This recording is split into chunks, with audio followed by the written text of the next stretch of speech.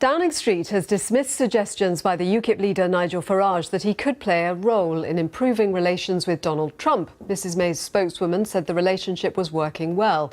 Earlier, our assistant political editor Norman Smith spoke to the interim UKIP leader Nigel Farage and asked him about his potential role as intermediary with Donald Trump. Well, the government could not have been clearer. They do not intend to use the services of Nigel Farage, the interim UKIP leader, as some sort of go-between for the government in terms of its relations with the new president-elect Donald Trump. He joins me now. And how do you react to that? Well, if we were a business and we were looking at Trump and America as somebody we wanted to put together a mutually beneficial relationship with, the first thing you'd do is to find somebody who had connections.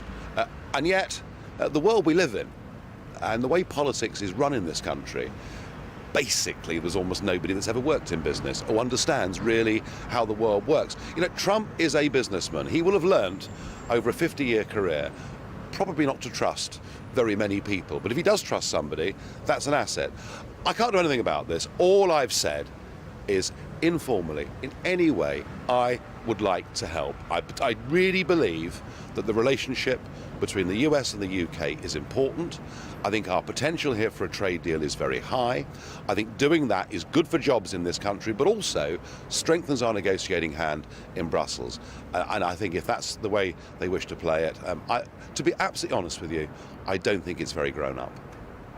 Did anyone in government say directly or indirectly to you, you know what, there might be a role for Nigel Farage? No.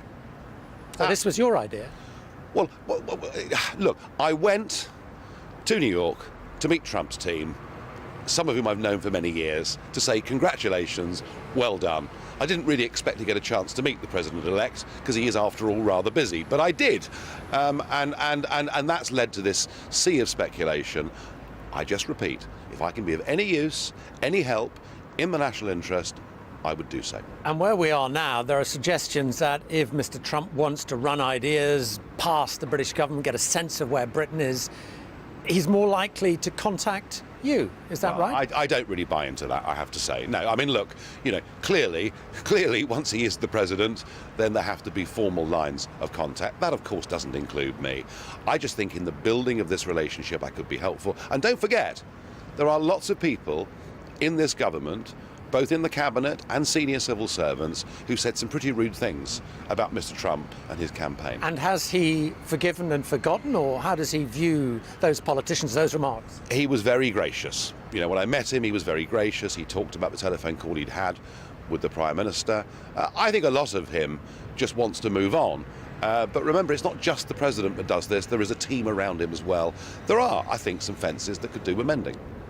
How, or are you convinced that we've heard from Boris Johnson in particular saying he thinks Donald Trump will be a good thing, a positive thing? Do you think ministers have had some sort of conversion about Donald Trump, given what they previously said? No, they're career politicians. They say one thing and then conveniently forget they've said it and move on to a different tack. It sort of sums up the political world, really.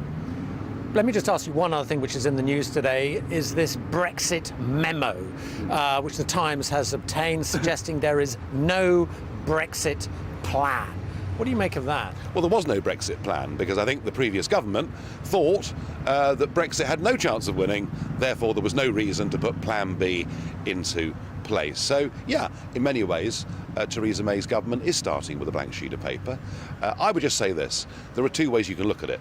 You can say, gosh, look at all these things we've got to do, what a burden. Or you can say, we're about to take back control over every sector of our lives, what a fantastic opportunity to do things better. OK, Nigel Farage, thanks very much for your time with the UKIP leader there, saying that he was ready to do whatever he could to build relations with Donald Trump, but as you heard, Downing Street having none of it.